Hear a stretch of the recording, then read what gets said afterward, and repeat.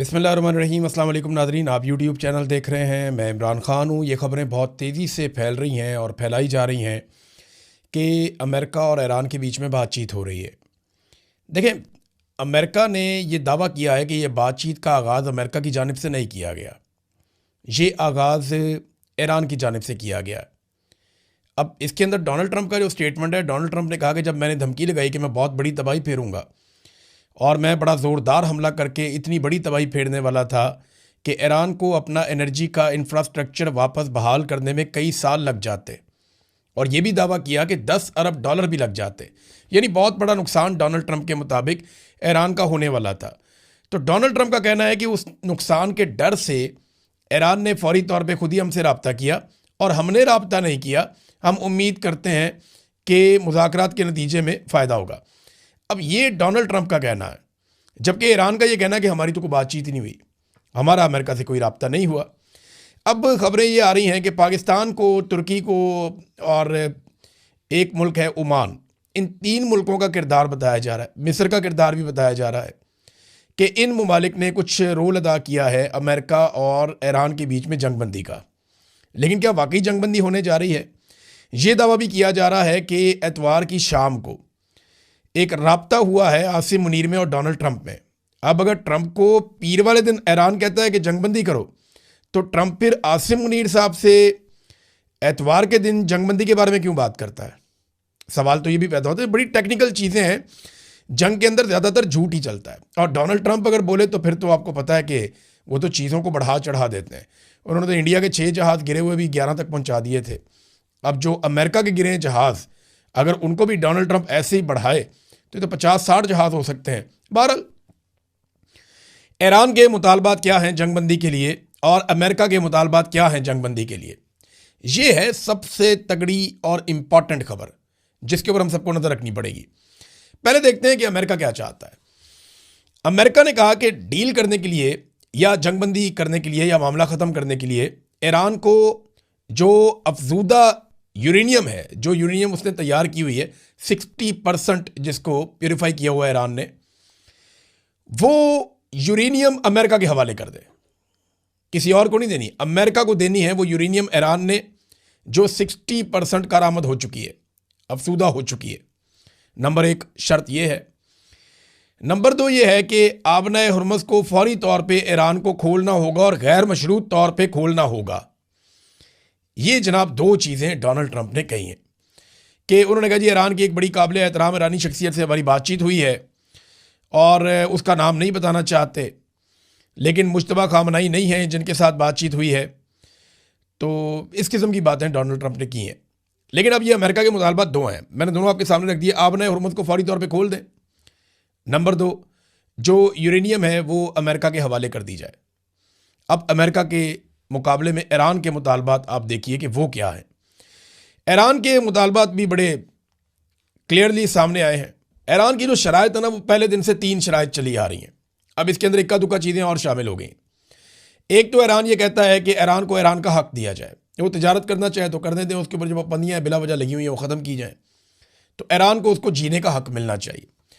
दूसरा, ईरान ये कहता है कि जो उसका नुकसान हुआ उसका अदाला किया जाए।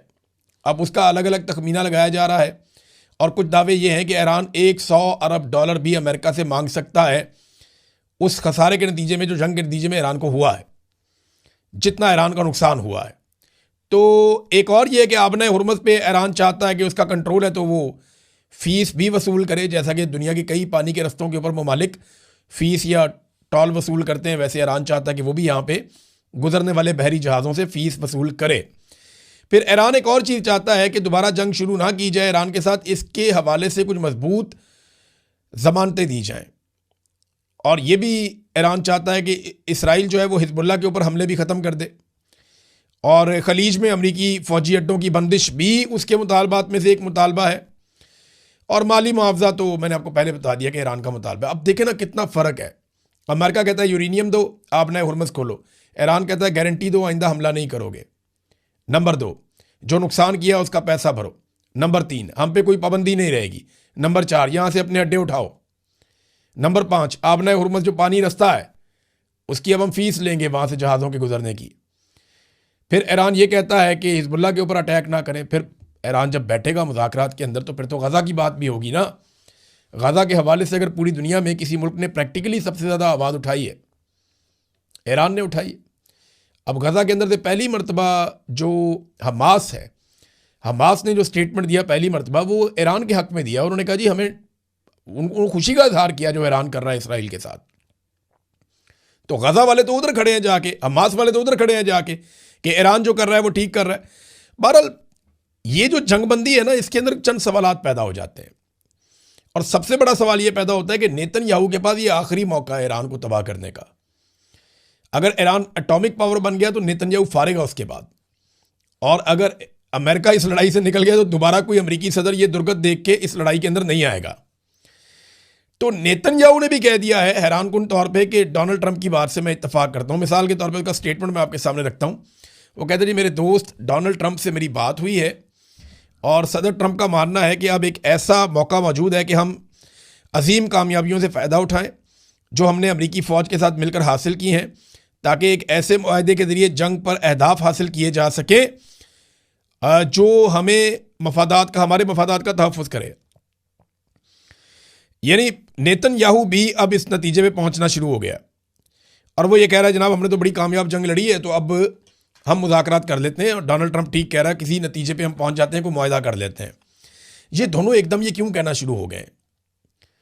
इसके बारे में बहुत सारे लोगों का ये अंदाज़ा है, जो दिफाई तज्ज़ियाकार हैं वो ये कह रहे हैं कि अमेरिका हारी हुई लड़ाई में से नहीं निकलेगा। अभी तक अमेरिका को कोई फेस सेविंग नहीं मिली, अमेरिका को इस लड़ाई का कोई नतीजा नहीं मिला, बल्कि अमेरिका पूरी दुनिया में एक्सपोज हो गया। इसराइल का दिफाई निज़ाम, अमेरिका का दिफाई निज़ाम पूरी दुनिया के अंदर गंदा हो गया। अमेरिका के जो है वो 1.5 दर्जन के करीब तैयारे गिर गए हैं और लगातार उसे जंग में नुकसान हो रहा है।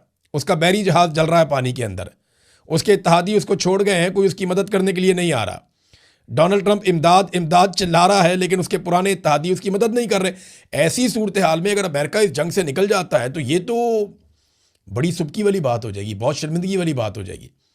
तो दो ही रीज़न हो सकते हैं पाकिस्तान को बीच में डालने के। देखिए शहबाज शरीफ को अगर बीच में डाला है या आसिम मुनीर को, तो दो वजह हो सकती है ना। देखें ना, अगर सुपर पावर की सुपर पावरी हमारी मदद तक महदूद रह गई है तो फिर तो सुलह ही कर ले, इससे अच्छा है।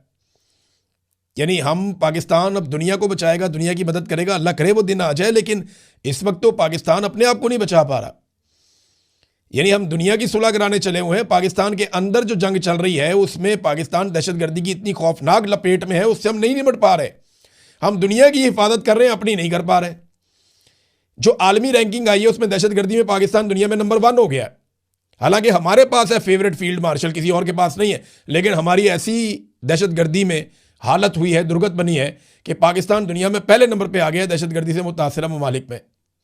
हालत हमारी ये है।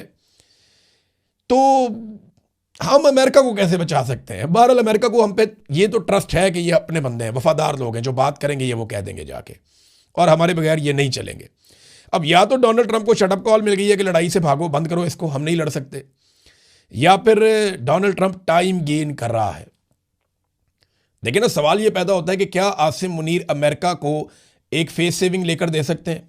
तो जवाब है कैसे। अमेरिका को फेस सेविंग लेकर देंगे तो ईरान के अंदर मामला नहीं बनेगा, ईरान को कुछ लेकर देंगे तो अमेरिका में मामला नहीं बनेगा। तो बीच का रास्ता कैसे निकलेगा, ये है सबसे बड़ा सवाल। वो ईरान है, वो तो जान पे खेल कर लड़ रहे हैं। वो कोई ऐसी कंट्री है, ऐसी नेशन तो नहीं है जो कहेंगे ठीक है हम लात नीचे रख लेते हैं। वो तो कहेंगे लात ऊपर रखनी है अपनी। तो ये किस तरीके से करेंगे? अरबों से भी मशवरा नहीं किया जब अमेरिका ने लड़ाई की थी। क्या ये गारंटी आसिम मुनीर साहब दे सकते हैं ईरान को कि अमेरिका दोबारा अटैक नहीं करेगा? पिछली मरतबा बरतानिया, उनका जो सबसे बड़ा इत्तेहादी था, वो मुज़ाकरात में शामिल था। वो कहता है हमें भी पता नहीं चला इन्होंने जाके अटैक कर दिया, अरबों को पता नहीं चला इन्होंने जाके अटैक कर दिया। तो ये शिकवा तो उनके इत्तेहादियों का भी था। तो गारंटी देना भी बड़ा मुश्किल है, अमेरिका को फेस सेविंग लेकर देना भी बड़ा मुश्किल है। और अगर लेकर देनी है तो किस नौइयत की फेस सेविंग लेकर देनी है? बहुत अभी देखें ना, 4,500 अमरीकी